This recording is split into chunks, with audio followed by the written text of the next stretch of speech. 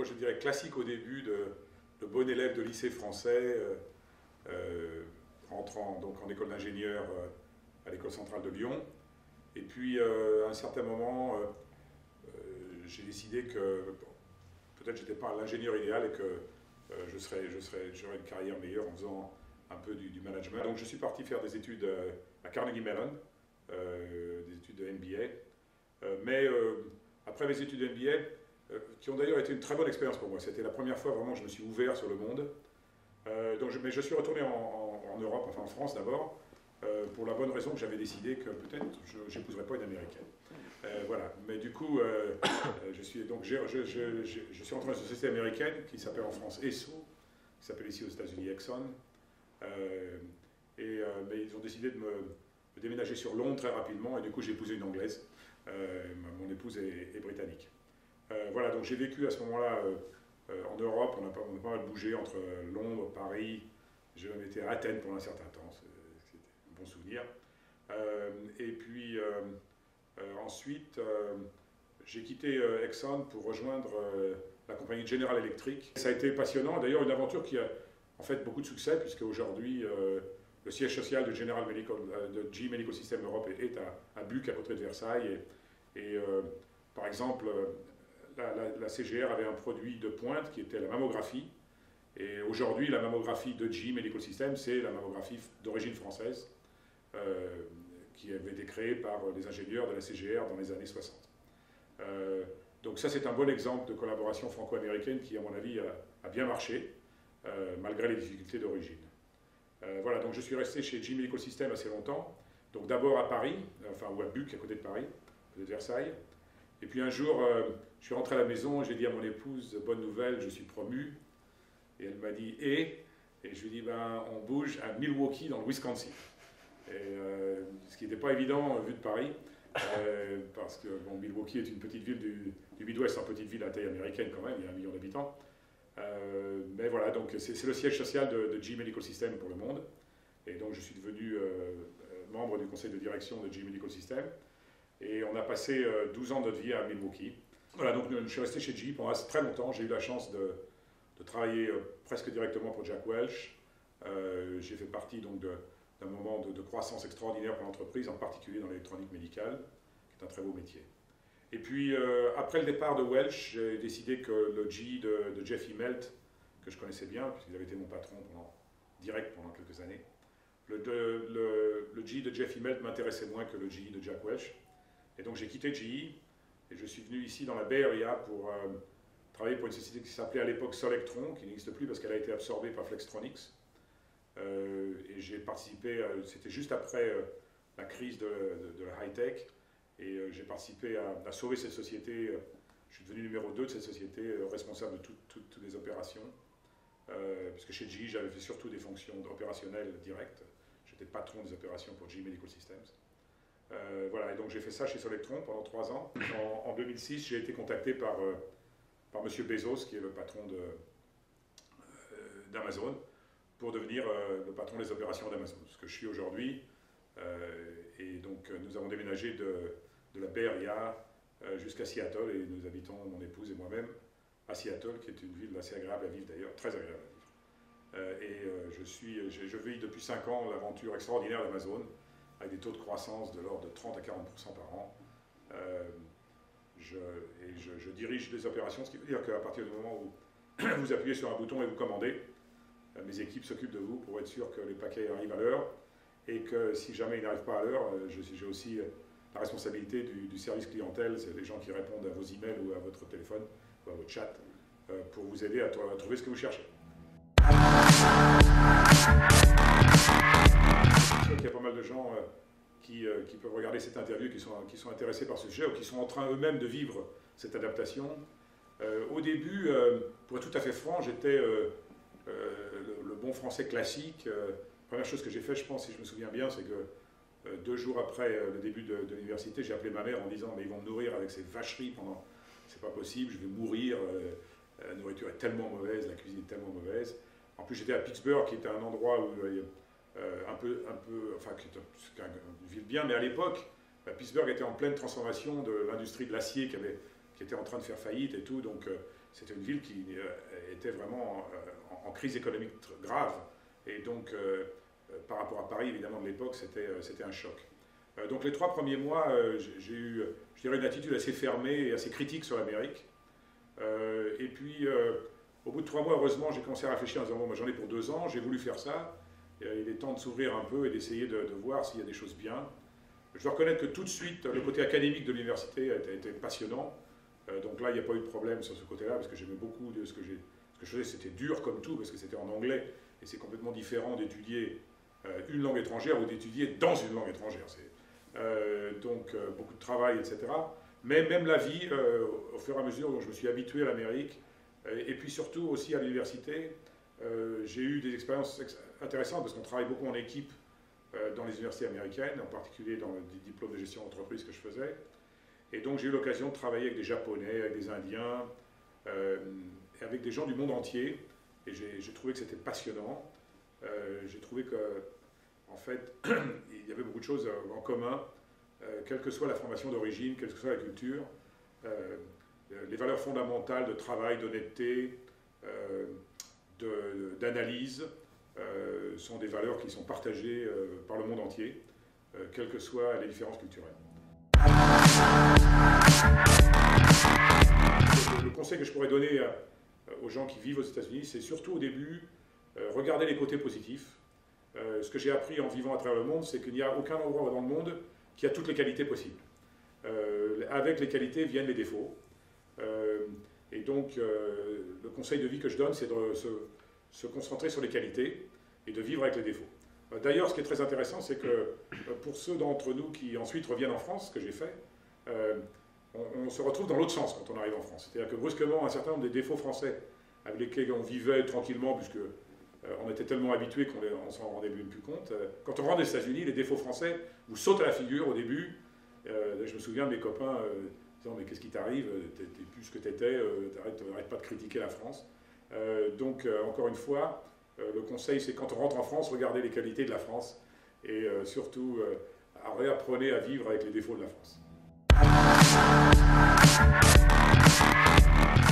Ah oui, ça a été pour moi certainement un des 2 très grands leaders pour lesquels j'ai travaillé. Maintenant, j'ai la chance de travailler aussi pour Jeff Bezos, qui est quelqu'un d'aussi extraordinaire. Mais Welch était vraiment un très grand patron.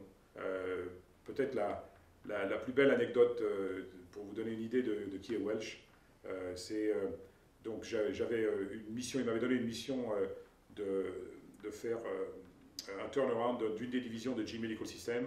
Et donc un jour, j'étais dans mon bureau et ma secrétaire dans mon bureau en me disant, le chairman, c'est M. Welch, le chairman on l'appelait, est au téléphone, il veut te parler. Donc, je le prends. Donc je prends Jack, alors je dis bonjour Jack, il dit bonjour Frenchman, c'est comme ça qu'il m'appelait, My Frenchman, ok. Donc il me dit je suis content de ce que tu as fait, comme tu le sais. Donc hier j'ai demandé au conseil d'administration de GE de te nommer officer. Donc chez GE il y a les 100 premiers cadres ont un titre qui est vice-président de la société, et ça s'appelle un officer of the company. Et donc j'étais évidemment, j'ai dit à Jack, oh, super, great news, et ça. Il me dit, shut up, you Frenchman, listen to me. I said, ok, oui patron. Et il me dit, ok, here's what I want you to do. Donc première chose, tu arrêtes ce que tu fais, tu rentres chez toi, et tu vas dire à ton épouse que voilà, tu as été promu officier de la société, qu'elle peut aller se payer ce qu'elle a envie de s'offrir. Je dis ça, je vais y arriver. Elle me dit ensuite, ce week-end, tu invites tous tes copains à la maison, tu fais un barbecue. Oh non, because you're French, I don't know what you do, you're French people, le champagne and all this stuff.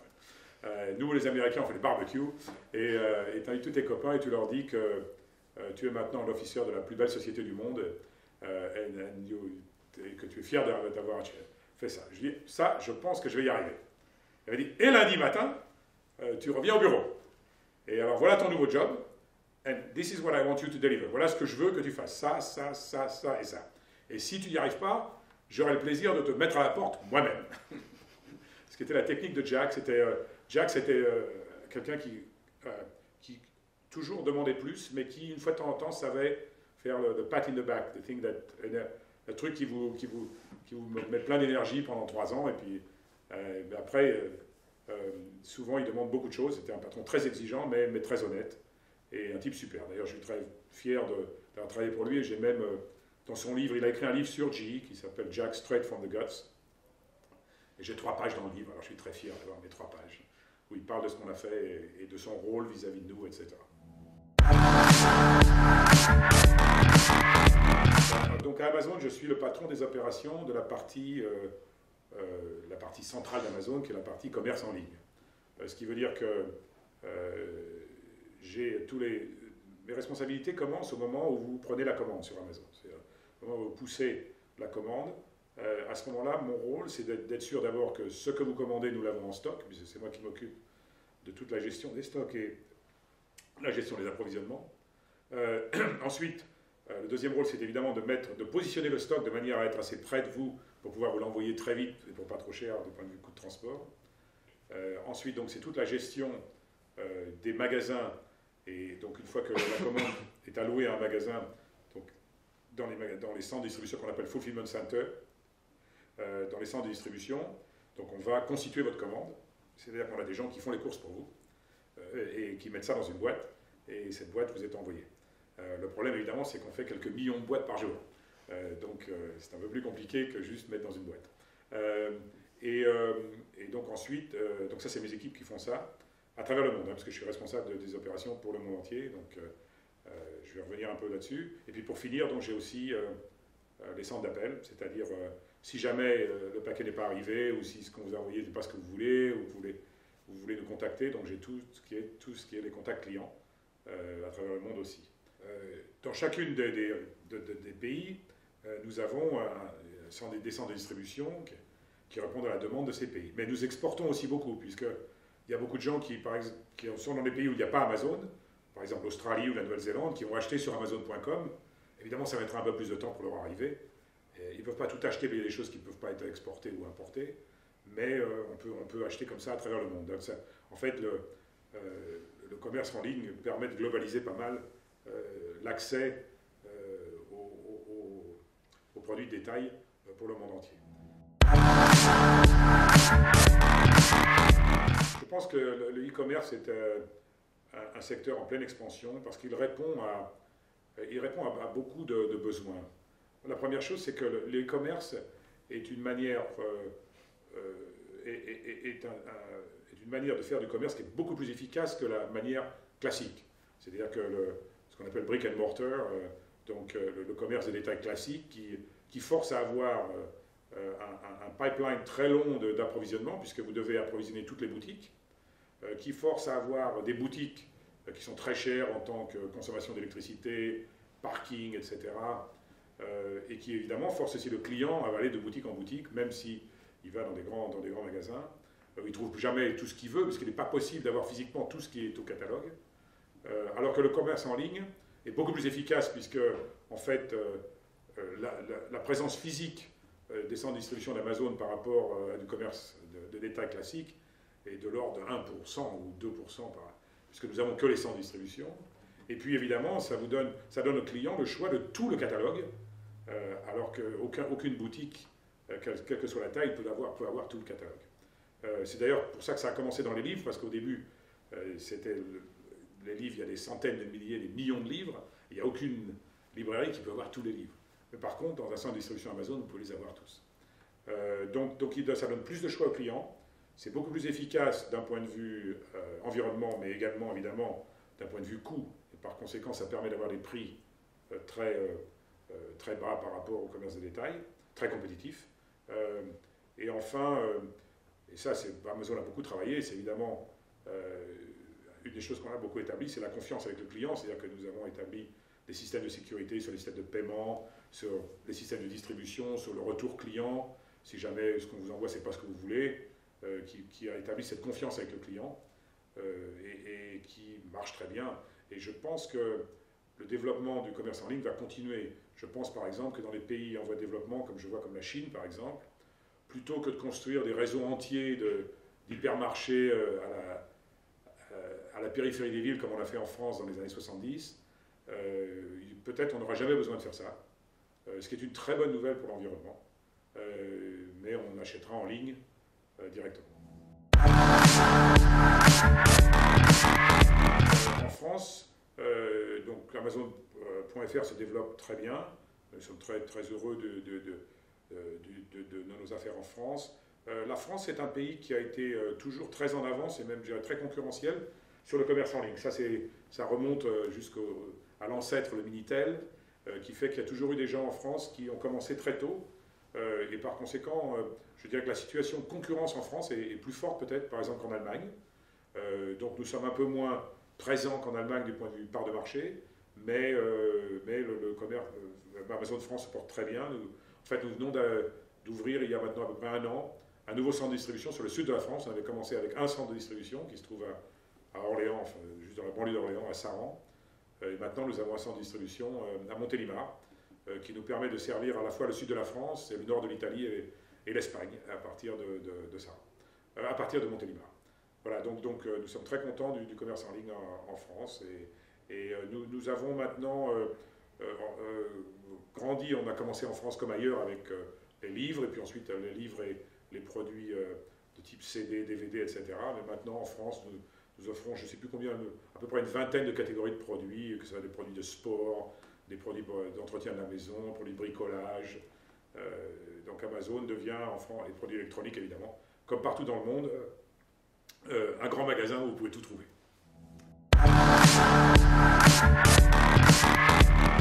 Oui, alors donc, Amazon a une chose importante, je pense, avec Amazon, ce qui est très intéressant à voir du point de vue évolution business, c'est que donc Amazon a révolutionné le commerce des produits médias, des produits culture, dans les années, donc il y a à peu près 10 ans quand on a commencé, ou 15 ans maintenant, avec le commerce en ligne. Et nous sommes en train de faire la deuxième révolution. Ce qui est intéressant d'ailleurs à voir, puisque il est toujours très difficile pour les entreprises de se renouveler à partir du moment où vous avez un secteur, parce que, évidemment, si vous faites la deuxième révolution, vous cannibalisez le premier secteur. Et c'est ce qui nous est arrivé, évidemment, avec les produits médias, puisque les produits médias se digitalisent très rapidement.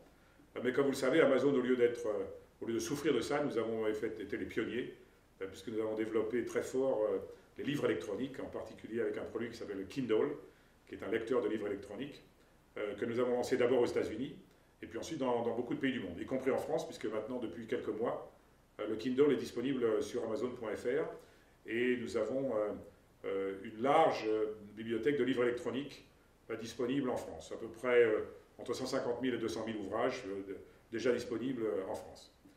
Alors, évidemment, le livre électronique permet une diffusion de la culture rapide à travers le monde. C'est beaucoup plus simple, évidemment, de télécharger un livre que de se le faire envoyer de France et de payer quelques dizaines d'euros pour le transport. Ceci dit, le premier élément d'Amazon pour diffuser la culture française, c'est le fait que, où vous soyez dans le monde, parce qu'il n'y a pratiquement pas de restrictions pour l'export et l'import de livres, vous pouvez vous acheter des livres français sur Amazon.fr. Donc là, vous avez accès à toute la librairie, je dirais, de la littérature française. Mais vous pouvez aussi trouver des livres en français sur Amazon.com. Mais là, évidemment, les livres que vous trouvez sont plus des livres, je dirais, de littérature classique. Et le nombre de titres est évidemment bien inférieur à ce que vous trouvez en France. Pour le livre électronique, qui donne donc, évidemment une nouvelle dimension à cette facilité de diffuser la culture française, c'est pratiquement immédiat. Vous avez pour quelques secondes pour télécharger un livre sur Kindle. Mais le commerce électronique sur ce sujet-là souffre encore un petit peu des règles de commerce d'origine qui a à voir avec les droits d'auteur et la localisation des droits d'auteur. Les éditeurs français, généralement, ont des droits d'auteur qui sont limités à certains pays, c'est-à-dire qu'ils n'ont pas le droit de vendre localement un livre pour lequel ils n'ont pas les droits d'auteur pour le pays. Donc, par exemple, s'ils n'ont pas acheté les droits d'auteur pour les États-Unis, mais en plus, c'est compliqué parce qu'il y a les droits d'auteur en français ou les droits d'auteur traduits, bon, donc je ne vais pas aller trop dans les détails, mais il y a des restrictions qui viennent en fait de l'ancienne manière de faire du commerce. Et donc ça a quelques limites. Donc si jamais vous êtes expatrié français et que vous voulez avoir un Kindle, vous avez deux choix. Ou bien vous avez un Kindle sur Amazon.com, c'est-à-dire sur les États-Unis, mais à ce moment-là, vous avez accès à peu près 9 à 10 000 ouvrages en français. Si vous allez sur Kindle électronique, vous trouverez les ouvrages en langue étrangère, vous cliquez sur le français, vous trouvez à peu près à peu près 10 000 ouvrages. Mais enfin, c'est des ouvrages classiques, je dirais. Hein. Vous trouvez le Comte de Monte Cristo, les bouquins de Victor Hugo, etc. Mais vous n'allez pas trouver le dernier de Goncourt ou les choses comme ça. Donc, si vous voulez avoir des livres français, à ce moment-là, vous êtes mieux à avoir votre compte sur Amazon.fr. À ce moment-là, si vous enregistrez votre Kindle sur Amazon.fr, d'ailleurs, vous pouvez enregistrer votre Kindle américain, ça, c'est pas un problème. Vous devez simplement le changer en langue française. Vous pouvez à ce moment-là avoir les livres français. Il y a quelques restrictions, il faut faire un peu attention, parce qu'à cause de ces problèmes de droit d'auteur, nous sommes mis d'accord avec les éditeurs français sur comment est-ce qu'on contrôle que c'est bien une vente en France, et pour ça, donc, il vous faut une carte de crédit avec adresse en France. Si vous avez une carte de crédit avec adresse en France, à ce moment-là, on considère que vous êtes un client français en France, et vous pouvez télécharger où que vous soyez. Vous n'êtes pas du tout obligé de télécharger juste en France, évidemment. Voilà, donc c'est un petit peu comme ça qu'il faut faire. Donc je conseille aux expatriés français qui voudraient accéder à la littérature française large, d'acheter un Kindle qu'ils enregistrent sur Amazon.fr.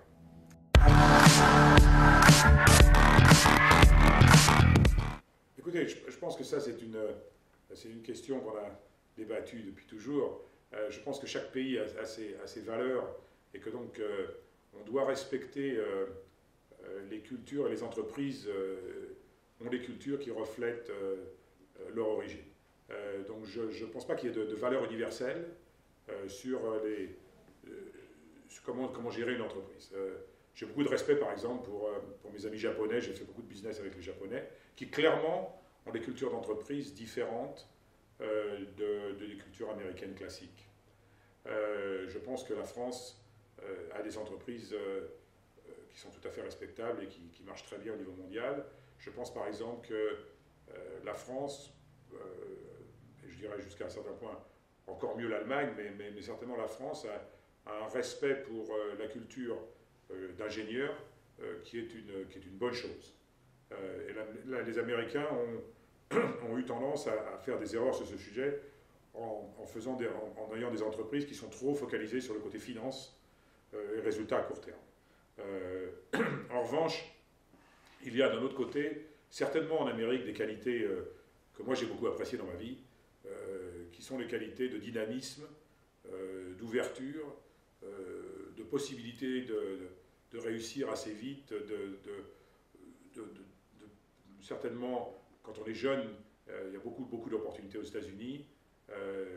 En revanche, évidemment, l'autre côté, c'est qu'il faut accepter qu'il y a des risques.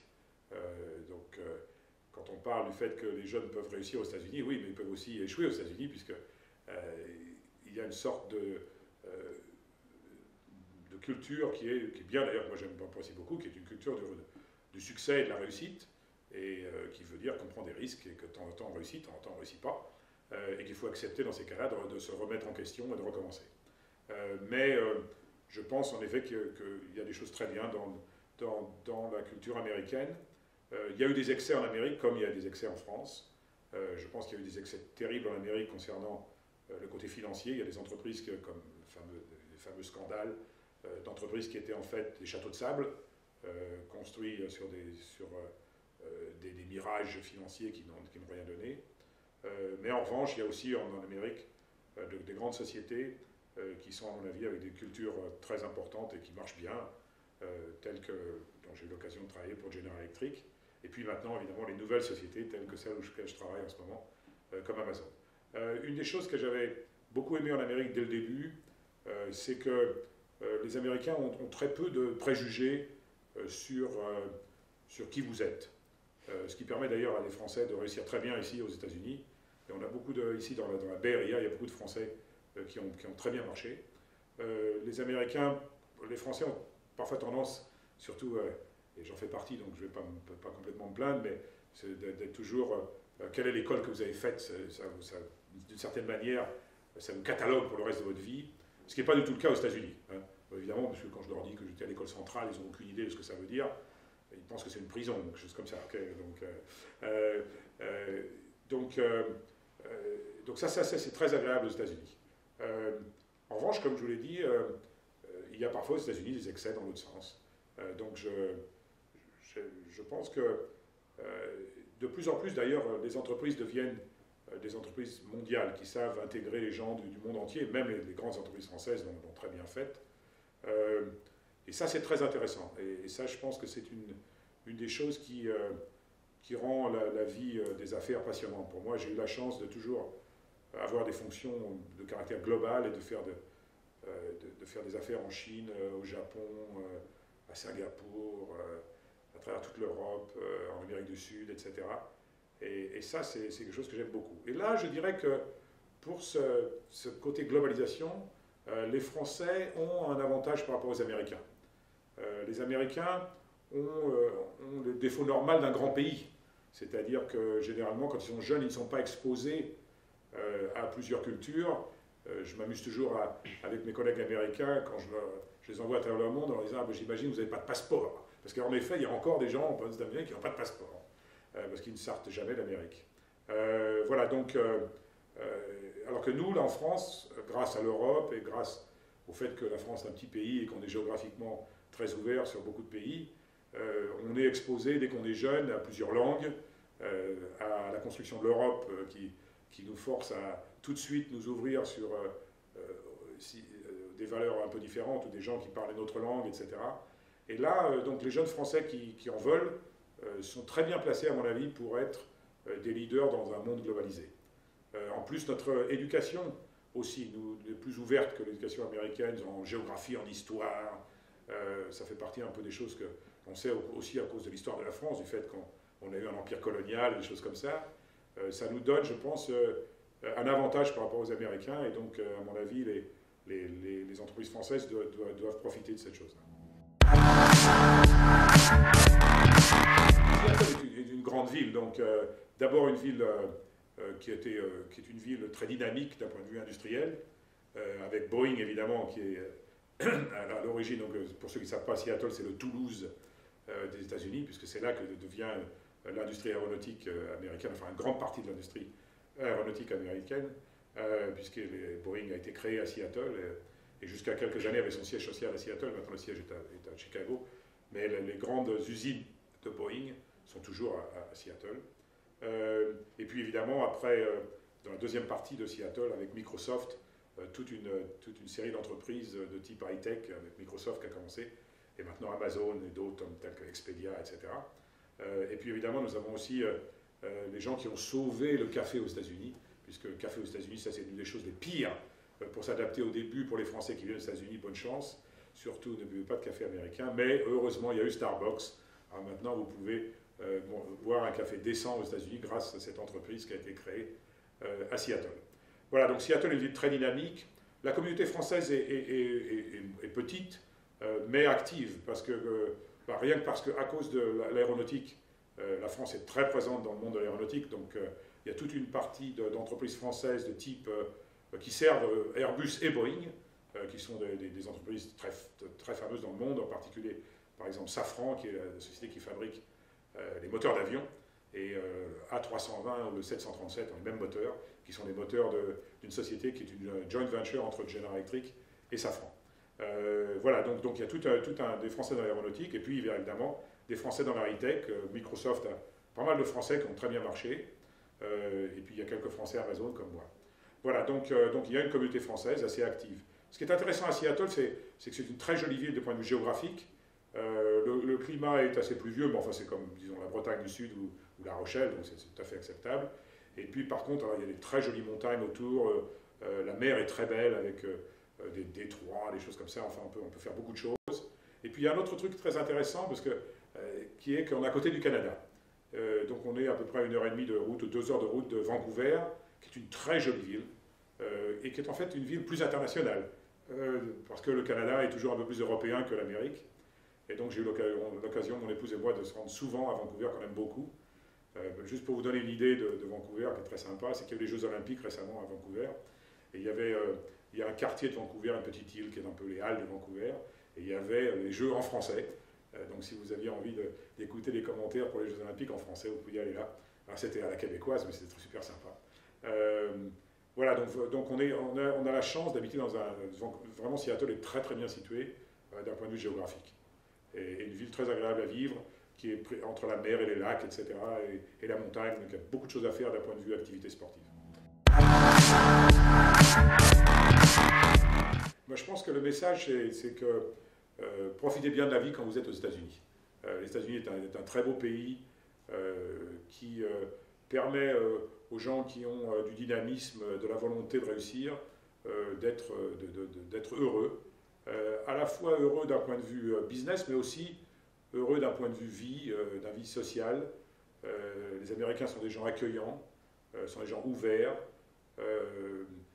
Les gens qui ont la chance d'habiter ici dans la côte ouest, je dirais que la côte ouest est encore mieux que le reste des États-Unis. J'ai habité donc en Pennsylvanie, j'ai habité en Midwest et la côte ouest. La côte ouest, c'est vraiment superbe. C'est super d'un point de vue géographique, c'est super d'un point de vue climat, c'est super d'un point de vue des gens qui y habitent. Que ce soit à Seattle ou ici dans la Bay Area ou dans la région de Los Angeles. Les États-Unis ont attiré des gens du monde entier. Donc je pense que c'est une occasion extraordinaire pour rencontrer des gens du monde entier, pour s'ouvrir les horizons et pour être accompli et heureux dans la vie.